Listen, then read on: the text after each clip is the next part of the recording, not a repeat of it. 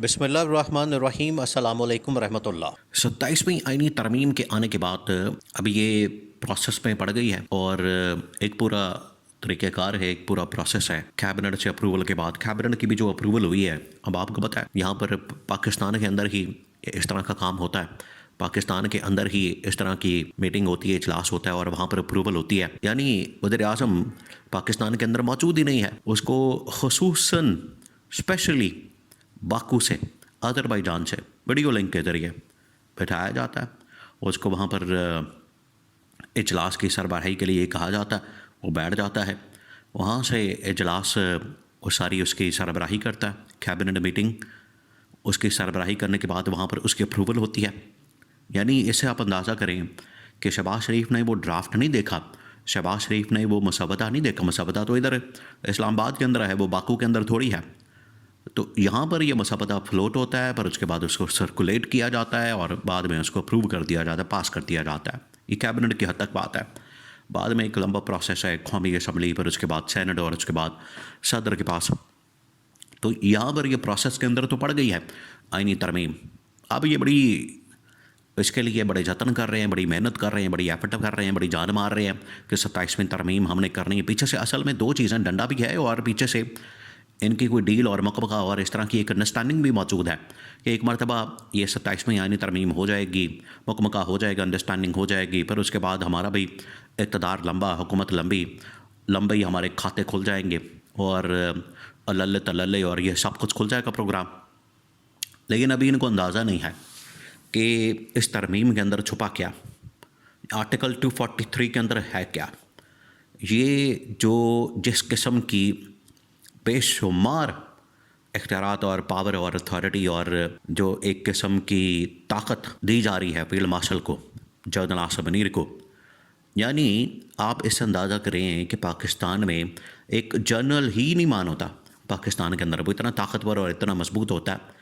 और पाकिस्तान में at time सिर्फ 2 जनरल लेवल के उस रैंक के ऑफिसर होते हैं। यहाँ से आप अंदाज़ा कर सकते हैं उसकी अहमियत का कि पूरे पाकिस्तान के अंदर एक टाइम में 3 साल के लिए सिर्फ 2 जनरल बनते हैं, बाकी सारे उससे नीचे लेफ्टिनेंट जनरल और फिर उसके बाद पूरी एक नीचे चेन ऑफ कमांड है। लेकिन ये टॉप रैंक इतना अहम तरीन होता है, इतना ताकतवर होता है। जनरल बजाते खुद ही इतना ताकतवर होता है, फिर उसके बाद उसका आर्मी चीफ बन जाना, ये बजाते खुद एक बहुत बड़ी ताकत है।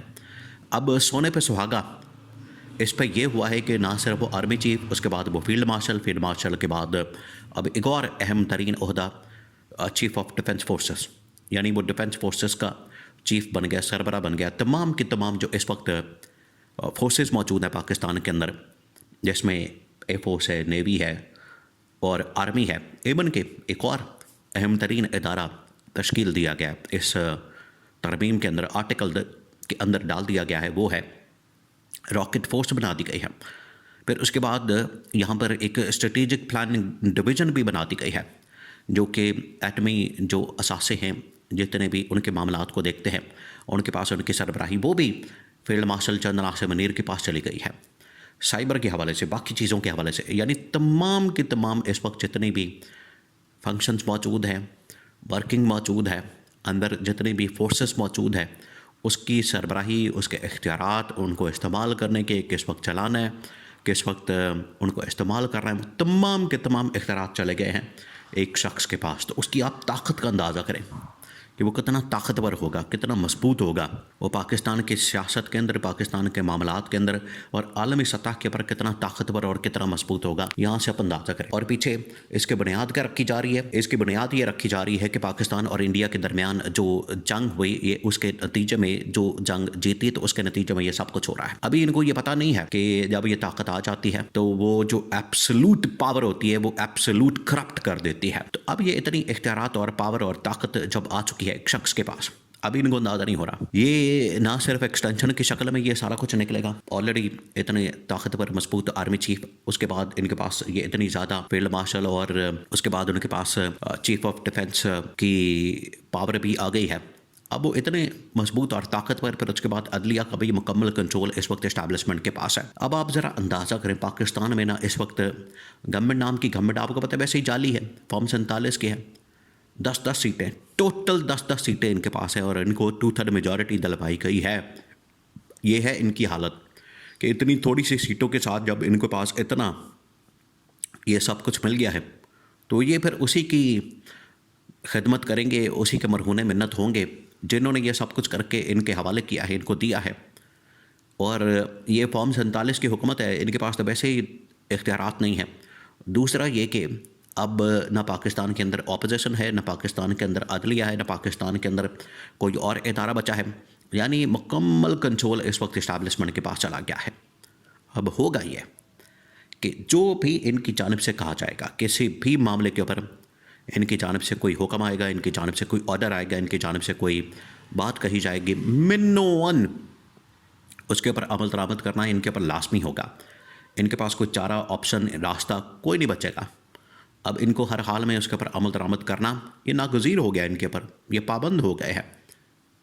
पहले तो चले इनके पास ये इख्तियार होता था कि आइन के अंदर एक रास्ता मौजूद है कि वज़ीर-ए-आज़म को, सदर को, कैबिनेट को, पार्लियामेंट को एक सुप्रीम बॉडी डिक्लेयर किया गया था और इन ओहदों को सुप्रीम डिक्लेयर किया गया था आइन के अंदर।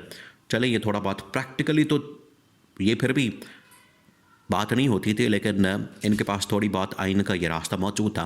अब तो ये आइन के अंदर भी बिल्कुल ख़त्म कर दिया गया ये रास्ता, आइन से भी इसको मुकम्मल तौर पर रिमूव कर दिया गया। अब होगा ये, इनको पहले बता दिया गया था कि आप ये तरमीम आपने हर हाल में करनी है, आपके पास इसके अलावा कोई चारा नहीं, ऑप्शन नहीं।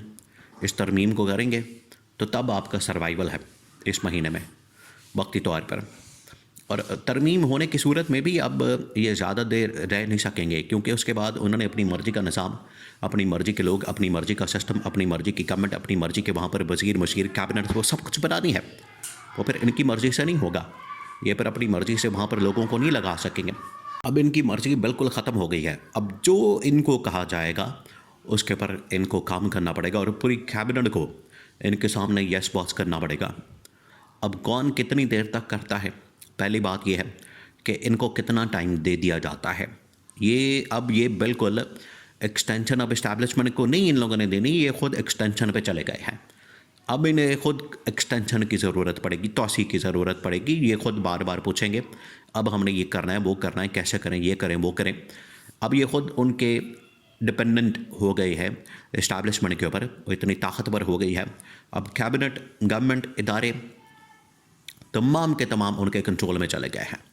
अब ये सिर्फ वहाँ पर बैठ के मक्खियाँ मारें या वहाँ पर बैठ के जो इनके पास जो भी इनके पास हुक्म आएगा उसके ऊपर साइन करें, अंगूठा मारें और उसके ऊपर दस्तखत करें।